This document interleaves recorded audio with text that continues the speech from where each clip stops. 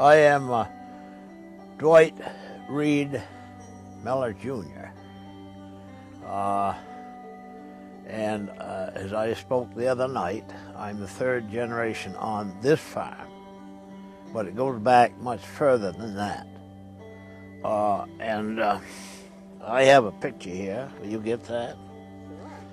Here is a picture of my grandfather. My grandfather is right here. Okay. My grandfather is right here. He was born in the house that I own a mile down the road. And he was probably the fourth generation in that family. So, let's see.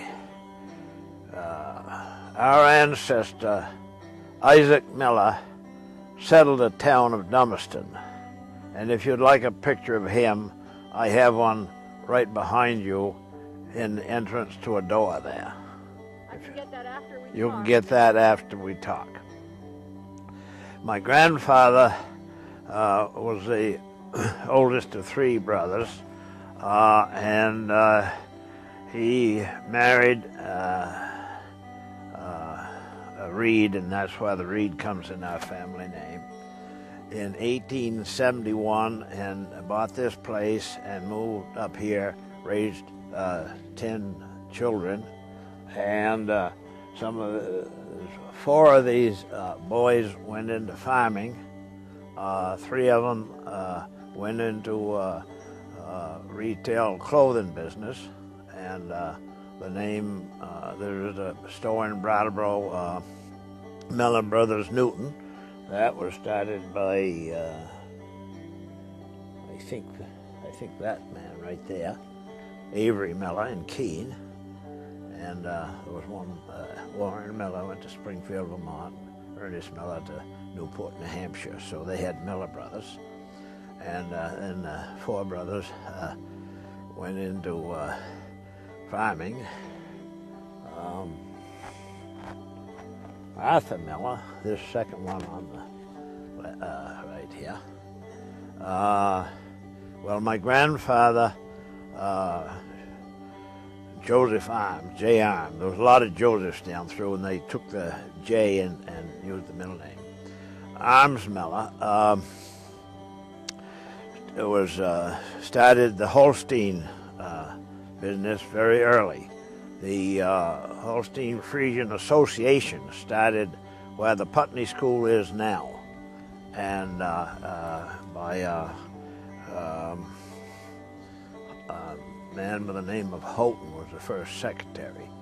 And my grandfather bought Holstein. I don't know where he got the Holstein, but he went into the Holstein business. I had a Holstein heifer when I was in high school, cow, 1936. That was a new thing around 1936? No. Holsteins, we had Holsteins on this farm here from the late 1800s to about 1936-7. And Arthur Miller left this farm and went to West Brattleboro, and took Holstein from here to there, and from there he was always getting bigger farms. From there he went to Vernon, where the Miller farm is in Vernon, where the railroad tracks are, down near the atomic plant. That's the Miller farm, and that farm is cattle is probably the. I think I've heard Paul Miller say that it's the longest in a family tradition of any Holstein herd in the country. Wow. My grandfather, Joseph Arms Miller, when he came up here in 1871, he planted 21 apple trees and he went into diversified farming, which we still are today.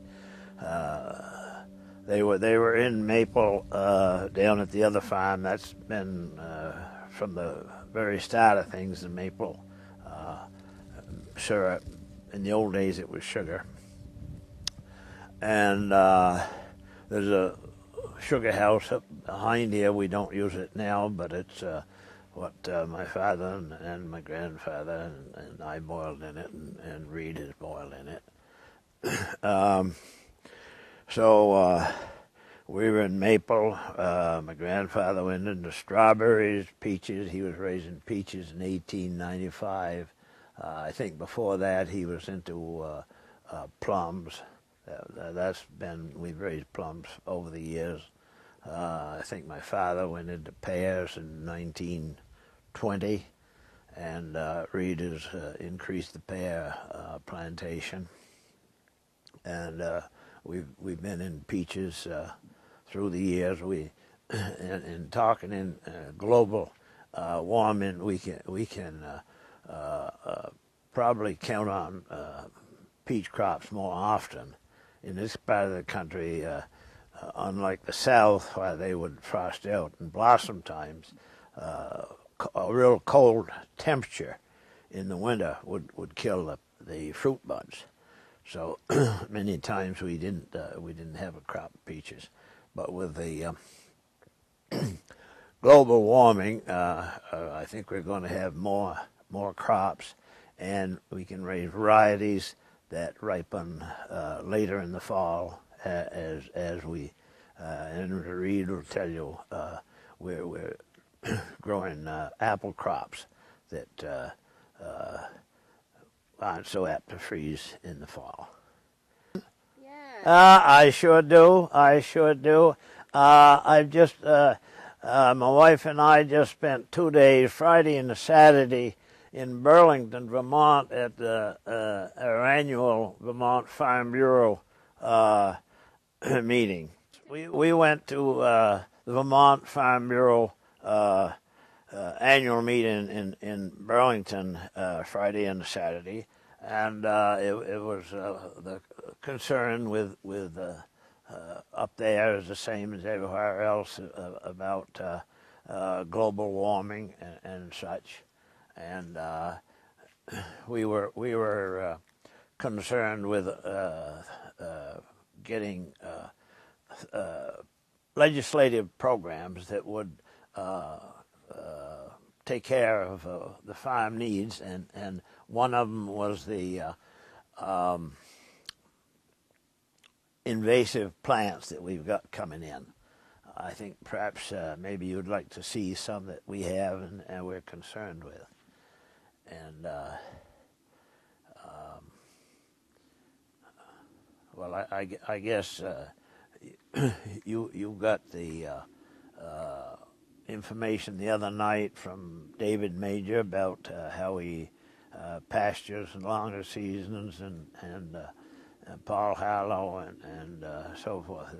I thought that was a really interesting program, and I think that Reed has got a lot more to tell you than I have on the things today. But I would like to show you some of our invasive plants. What do you think about people coming up north? Well, as someone made a comment, well, you don't have to worry in Vermont. We're in the hills, and we won't have to worry about floods up here. But I think I mentioned, the world population lives near the water, and as our the big, I guess you probably know on NBC today. You don't know what they're doing on NBC? Matt Lauer is in the. Matt Lauer is at the North Pole. The man who talks about the weather is at the center of the earth up in Ecuador, way up high in there. And then the lady on that program is in at this Antarctica, and she says she said in Antarctica there, you don't have to worry about about being too high IQ down there, because everybody down there is a scientist with a doctor's degree. They're studying, they're sending up hundreds of balloons to see the ozone hole, and it is a big concern. But as I mentioned, people live near the coastline, and they live near sea level. And as the ice melts, the sea level rises. And then as the oceans warm up, we have greater storms. And people are going to be wiped out. I can visualize, not in my generation, or perhaps read, but my grandchildren, our grandchildren, may see Florida sort of disappear, Long Island and around the coast, and it's all over the world. You know, I can't. I think of Norway. It'd be a little different, so they don't live there. They're up, many feet above the water. But anywhere else,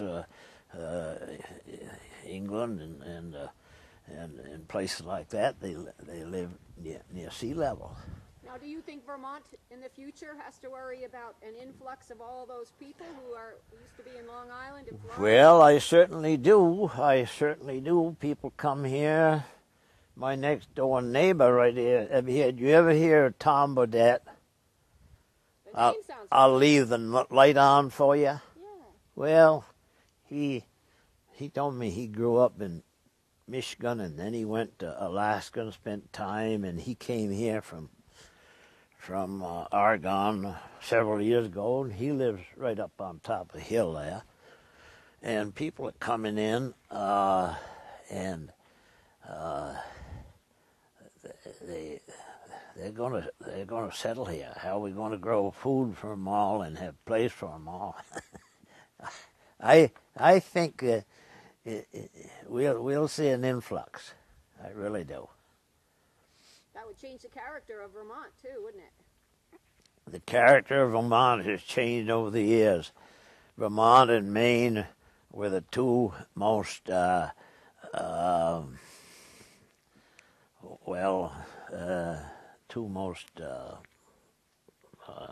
my choice of words not good. Rugged independent? Well, no, not that. Conservatives. And now Vermont is one of the most non-conservative. We're liberal, very liberal.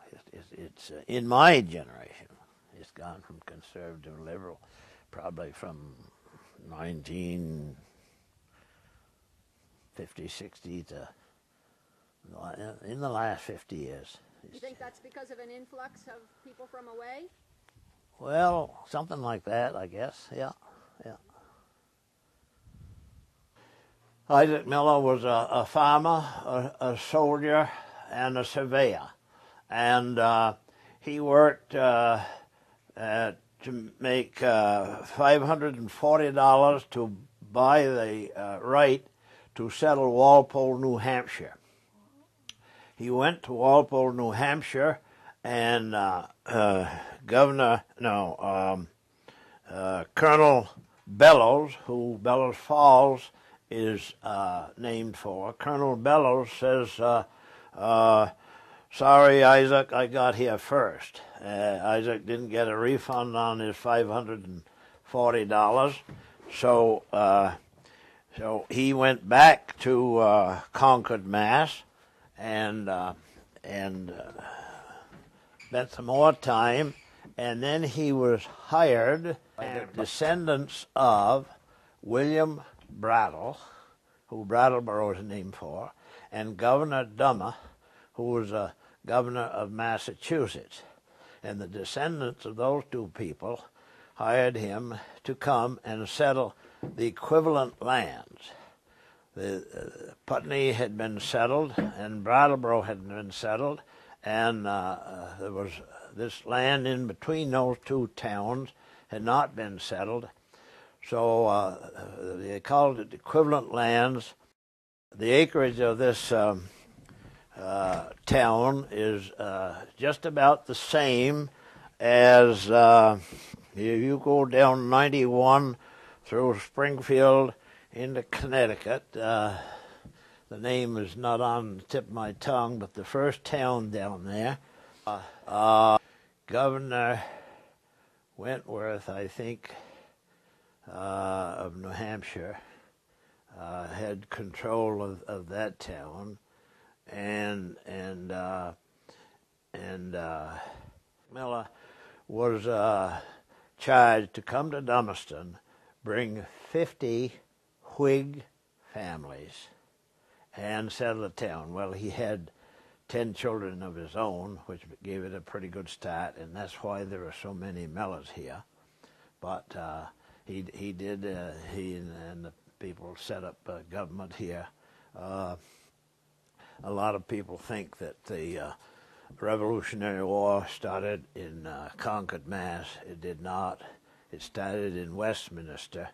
A group of soldiers here went from Dummerston to Westminster to get somebody out of prison, jail up there, and the first man killed was a man by the name of French from Dummerston, and that was the first man killed in the Revolutionary War. About 2 weeks before the rebel shot on the Patriots in Boston, Concord. Gosh, you got to tell that to the school kids. I think I think they've heard it. Yeah. Wow. Yeah. Well, that's fantastic. So I think that probably covers it.